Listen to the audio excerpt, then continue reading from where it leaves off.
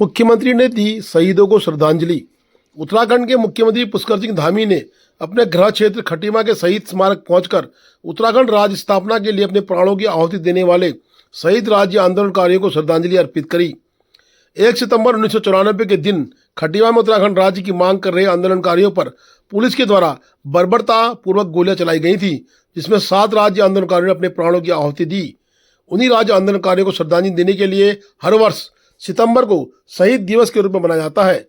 इस अवसर पर मुख्यमंत्री के साथ नैनीताल लोकसभा सीट से सांसद अजय भट्ट ने शहीद आंदोलनकारियों को श्रद्धांजलि अर्पित करी। कार्यक्रम में उपस्थित जनसमूह को संबोधित करते हुए मुख्यमंत्री पुष्कर सिंह धामी ने कहा, खटीमा की भूमि उत्तराखंड की जननी है, क्योंकि सर्वप्रथम 1 सितंबर 1994 के दिन खटीमा की इस भूमि पर 7 राज्य आंदोलनकारियों ने अपने प्राणों की आहुति दी है, जिसके बाद मसूरी एवं अन्य जगहों पर भी आंदोलन ने तेजी पकड़ी, जिसके फलस्वरूप उत्तराखंड के लिए राज्य की स्थापना हुई। मैं राज्य स्थापना के लिए संघर्ष करने वाले सभी बलिदानियों को नमन करता हूं। आज उत्तराखंड निरंतर विकास एवं प्रगति की राह पर आगे बढ़ रहा है। हम उत्तराखंड को शहीद आंदोलनकारियों की आशा के अनुरूप देश का श्रेष्ठ राज्य बनाएंगे। मुख्यमंत्री उत्तराखंड सरकार ने कहा, वर्तमान समय में प्रदेश में विभिन्न क्षेत्र प्राकृतिक आपदा का सामना कर रहे हैं। हमारा उद्देश्य है कि जल्द से जल्द आपदाग्रस्त क्षेत्रों में मदद पहुंचाई जाए और आपदा प्रभावित लोगों को पुनः पुनर्वासित किया जाए। आंदोलनकारियों को सलूट, नमन, श्रद्धांजलि अर्पित करते मुख्यमंत्री उत्तराखंड।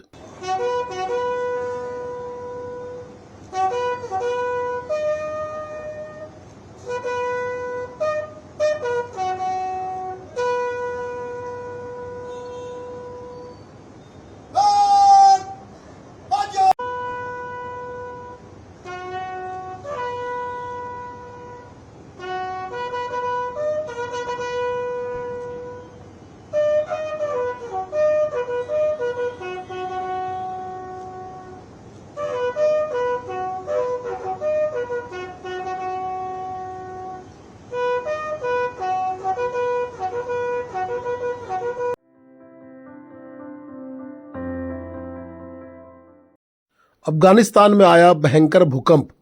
अफगानिस्तान में आए भयानक भूकंप से पूरी दुनिया में खौफ पसर गया है।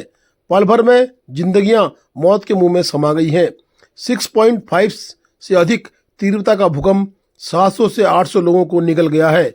वहीं उत्तराखंड में वाडिया हिमालय भूविज्ञान संस्थान के भूवैज्ञानिक डॉक्टर नरेश कुमार ने इस पर गहरा दुख व्यक्त करते हुए कहा कि यह भूकंप काफी शक्तिशाली था। हालांकि उन्होंने कहा कि वहां निर्माण कुछ इस प्रकार के है जिसके चलते भूकंप से ज्यादा नुकसान हुआ है। साथ ही उन्होंने भूकंप के पोस्ट इफेक्ट की बात भी कही है।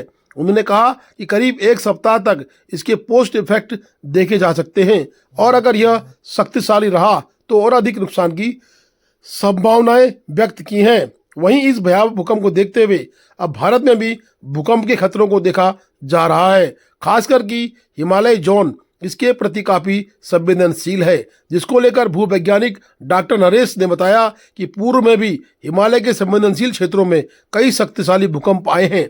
वहीं उत्तराखंड का जिक्र करते हुए उन्होंने कहा कि साल 1991 उत्तरकाशी और 1999 चमोली का भूकंप भी काफी शक्तिशाली रहा और आने वाले समय में भी इनकी संभावनाएं बनी हुई हैं। इंडिया के बारे में, हिमालय के बारे में सोचें, भारत के बारे में सोचें तो हम भी इसी स्थिति में है। जो नॉर्थर्न इंडियन पार्ट है हिमालय में है, जो कोलिजन एक ही जोन है, हाई हिमालयन सेस्मिक जोन है, यहाँ भी इस तरह का अर्थक्वेक आ सकता है और इससे इवन बड़े बड़े अर्थक्वेक भी यहाँ पहले आए हुए हैं। तो आप 1905 का ले लीजिए जो कांगड़ा अर्थक्वेक था, 1935 का बिहार का अर्थक्वेक था, या 1950 का आसाम का अर्थक्वेक था, वो उससे बड़े अर्थक्वेक थे। और अगर हम उत्तराखंड का लें तो उत्तराखंड में भी 99 में आपका 6 अगर हम इंडिया के बारे में, हिमालय के बारे में सोचें, भारत के बारे में सोचें तो हम भी इसी स्थिति में है। जो नॉर्थर्न इंडियन पार्ट है हिमालय में है, जो कोलिजन एक ही जोन है, हाई हिमालयन सेस्मिक जोन है, यहाँ भी इस तरह का अर्थक्वेक आ सकता है और इससे इवन बड़े बड़े अर्थक्वेक भी यहाँ पहले आए हुए हैं। तो आप 1905 का ले लीजिए जो कांगड़ा अर्थक्वेक था, 1935 का बिहार का अर्थक्वेक था, या 1950 का आसाम का अर्थक्वेक था, वो इससे बड़े अर्थक्वेक थे। और अगर हम उत्तराखंड का लें तो उत्तराखंड में भी 99 में आपका 6.5 मैग्नीट्यूड का चमोली का अर्थक्वेक था, 91 में उत्तरकाशी अर्थक्वेक था, वो भी 6.5 मैग्नीट्यूड का, जो इसी मैग्नीट्यूड के अर्थक्वेक था। तो ये संभावना तो रहती है, और टाइमिंग भी इसमें बहुत अहम रोल रहता है कि जैसे ही ये मिडनाइट को आया, सभी लोग घर में थे, और इसी तरह से जो डिस्ट्रैक्शन हुई है तो कैजुअलिटी ज़्यादा हुई है। अगर दिन को आता तो हो सकता है कैजुअलिटीज कम होती, क्योंकि लोग बाहर होते हैं। तो हमें एक एहतियात डीएम पिथौरागढ़ विनोद गोस्वामी ने जनपद पिथौरागढ़ में स्थानीय उत्पादों को बढ़ावा देने के लिए एक सराहनीय पहल शुरू की है। इस पहल के तहत उन्होंने कनार गांव, जो अपने उच्च गुणवत्ता वाले और स्वास्थ्यवर्धक घी के लिए प्रसिद्ध है, के स्थानीय लोगों द्वारा जिलाधिकारी कार्यालय में एक स्टॉल लगवाया। इस स्टॉल के माध्यम से कनार के घी को प्रदर्शित किया गया और सभी अधिकारियों ने उत्साहपूर्वक इसकी खरीदारी की। यह पहल न केवल कनार गांव के लोगों की आजीविका को बढ़ाने में सहायक होगी, बल्कि स्थानीय उत्पादों को एक व्यापक मंच प्रदान करके उत्तराखंड के अन्य गांवों के लिए भी एक प्रेरणादायक उदाहरण प्रस्तुत करता है। इससे ग्रामीण क्षेत्रों में बसे लोगों के लिए आय के नए स्रोत विकसित होंगे और उनकी विशेषता को राष्ट्रीय स्तर पर पहचान मिलेगी। इस तरह की पहल स्थानीय अर्थव्यवस्था को सशक्त बनाने और ग्राम स्वराज की भावना को बढ़ावा देने की महत्वपूर्ण भूमिका निभा सकती है। जिलाधिकारी ने कहा कि कनार का घी लोग खरीदें और स्थानीय लोगों की आजीविका को बढ़ाएं। धारचूला के एनएचपीसी एलागाड़ की टनल में परसों से लगातार स्लाइडिंग होने से टनल के कर्मचारियों की स्थिति बड़ी खराब है। बता दें कि बड़े बड़े बोल्डर टनल के मुहाने में फंस चुके थे, जिनको निकाल दिया गया है। अब टनल के अंदर विद्युत उत्पादन सुचारू चल रहा है, परंतु आज सुबह भी अचानक स्लाइड हो चुका है और ये स्लाइड भी लगता है कि टनल के मुहाने को दोबारा बंद कर देगा। प्रशासन औचक है, एनडीआरएफ नियुक्त कर रखी है, साथ ही एनएचपीसी का प्रशासन भी औचक तरीके से लगा पड़ा है, लेकिन प्रकृति पूरी तरह से टनल से नाराज नजर आ रही है और लगातार पहाड़ी दरक रही है और उस पहाड़ी का दरकना और टनल को नुकसान पहुंचना स्वाभाविक है। इसलिए स्थिति बड़ी गंभीर होती जा रही है।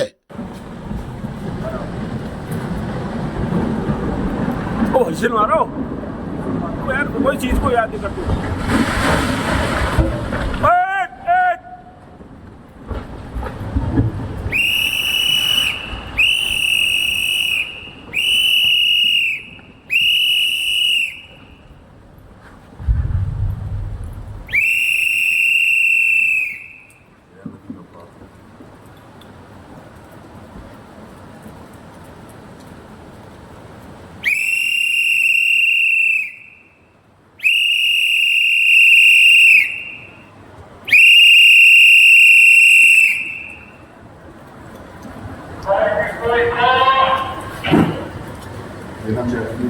ये अभी बहुत बड़ा स्लाइड आ गया है। यहाँ पर अभी टनल का रास्ता लग रहा है कि पूरी तरह से इमरजेंसी गेट वाला बंद हो गया है।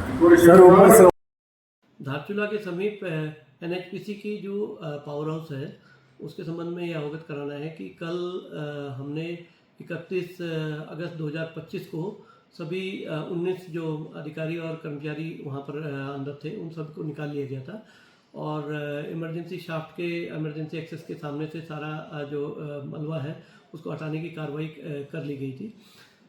वर्तमान में कोई भी टनल के अंदर या जो पावर हाउस के अंदर कोई फंसा हुआ नहीं है, लेकिन आवाजाही की प्रक्रिया जो है इमरजेंसी एक्सेस के माध्यम से करी जा सकती है। जो इमरजेंसी ऑपरेशंस हैं वो एनएचपीसी के चालू हैं, उसके लिए न्यूनतम संख्या में जो कर्मचारी अधिकारी चाहिए वो पावर हाउस के अंदर हैं। पुनः स्पष्ट करना है कि एनएचपीसी पावर हाउस के अंदर कोई भी ऐसी इमरजेंसी सिचुएशन नहीं है जिसमें कि हम ये कहें कि कोई वहाँ अंदर फंसा हुआ है। जो एनएचपीसी की जो सामान्य कार्रवाई है वो चल रही है और बाहर जो मलबा हटाने की कार्रवाई है उसको अलग से किया जा रहा है, वो जो कि जल्दी ही अगले कुछ घंटों में पूरी हो जाएगी।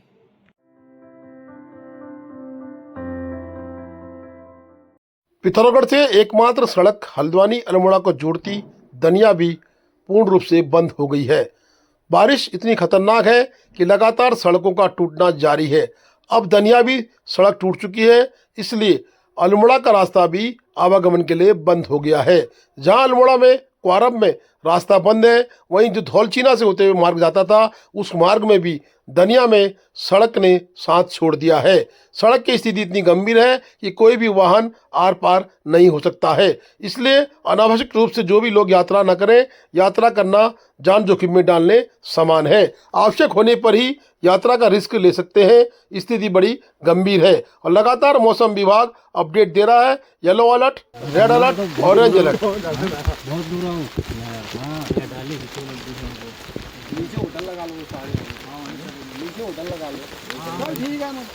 अरे अभी तो हमारे आगे आगे टूटी है ये यार, अभी तो टूटी है ये। अब बार खोदने जैसा पूरा हुआ है, बाहर मशीन आएगी फिर पूरी नई रोड चढ़ेगी, लगा ले।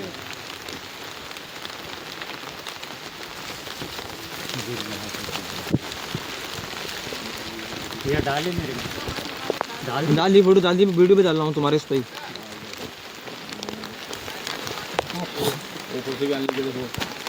यार सीधे दबाओ ना भगवान ना, पीछे पीछे कराओ गाड़ी। अच्छा वाला हेलो, अच्छा वाला आगे कर पीछे कर, क्या करेंगे? हेलो एक चीज बता रहा हूँ मैं। हेलो,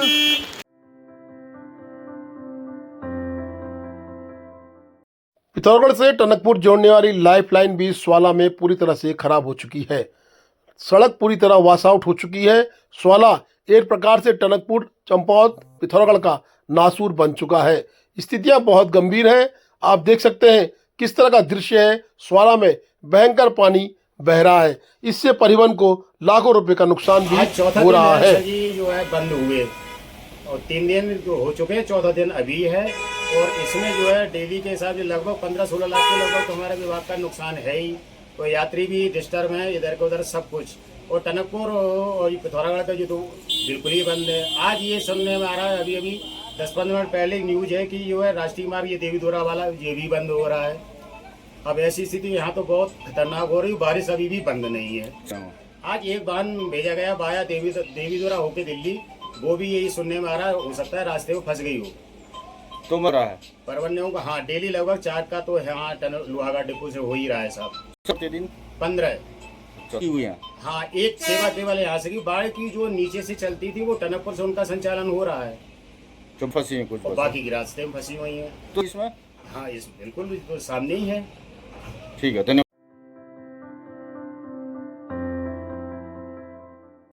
धारचूला के रांथी में गांव को जोड़ने वाले पुल भी खतरे के निशान में आ चुके हैं। बीआरओ के द्वारा लोगों ने निवेदन किया है कि पुरानी सड़क का पुस्ता भी नजर आ चुका है। अब इस पुल की मरम्मत होना आवश्यक है, अन्यथा आवागमन 2 पार्ट में पूर्ण रूप से बंद होने की स्थिति पैदा हो गई है। पुराना पुल अगर तत्काल रिपेयर नहीं किया गया तो स्थिति बड़ी गंभीर हो सकती है। स्थानीय युवा ने इसका वीडियो वायरल किया है। पाथरगढ़ी नाले में पुल का खतरा बना हुआ है। नदी ने सारा काट दिया है। पुरानी रोड का पुस्ता दिख गया है। नाला भयंकर तरीके से आता है। कृपया इस पुल को बचाने की कोशिश करें बीआरओ।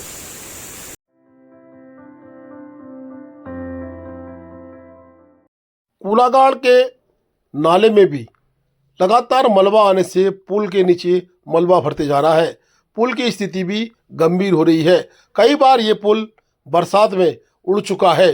करोड़ों रुपए की लागत से बने इस पुल को कई बार नुकसान हो चुका है। उसके बाद वैली पुल ब्रिज भी यहाँ पर लगाया गया है, लेकिन मलबा लगातार नाले को पाट रहा है और किसी भी वक्त कोई बड़ी घटना घट सकती है।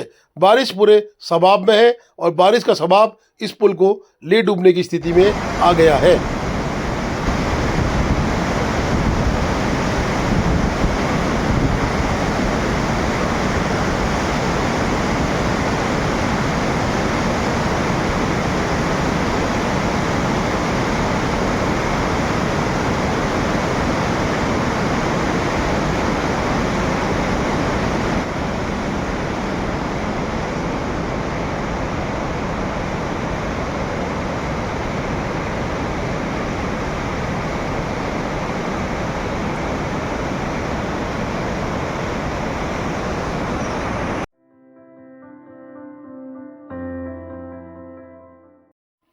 धारचूला में युवाओं में नशे की प्रवृत्ति बढ़ती जा रही है।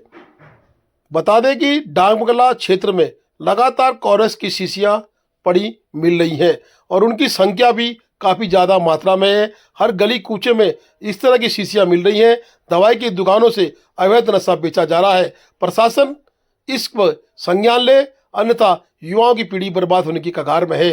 दवा विक्रेताओं की दुकान पर औचक निरीक्षण तो किया जाता है, परंतु जो दवा की टीम आती है वो एक सैंपल लेके चले जाती है और इस तरह की शीशियां देखिए किस तरह सड़क में पड़ी हैं। ये डाकबंगला क्षेत्र का दृश्य है। पहले इस गली के अंदर ये कार्य होता था, अब सड़क पर खुलेआम ही शीशियां पड़ी मिल रही हैं और ये शीशियां अवैध ड्रग्स के रूप में धारचूला में बिक रही हैं। धारचूला के युवा का फ्यूचर बर्बाद हो रहा है। प्लीज़ कुछ कंप्लेन करिए, थाने में कंप्लेन लिखिए ताकि ये गलती दोबारा ना हो। नगरपालिका धारचूला के द्वारा अंबेडकर पार्क की दुर्दशा। आज जितेंद्र वर्मा, विक्रम पारिक व अन्य लोगों ने एक ज्ञापन नगरपालिका को सौंपा है। उन्होंने कहा कि नगरपालिका ने उक्त अंबेडकर पार्क में काम तो कराया, आधे अधूरे काम करा के छोड़ दिए गए हैं।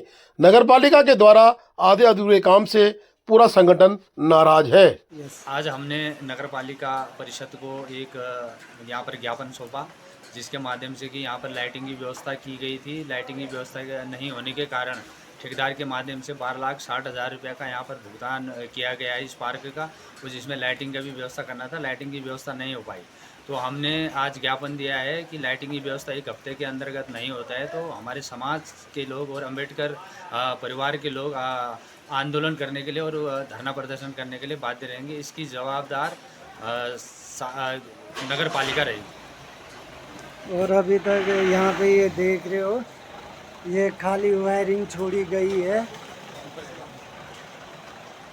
ये वायरिंग छोड़ी गई है, इसमें लाइट हाइट कुछ नहीं है। ये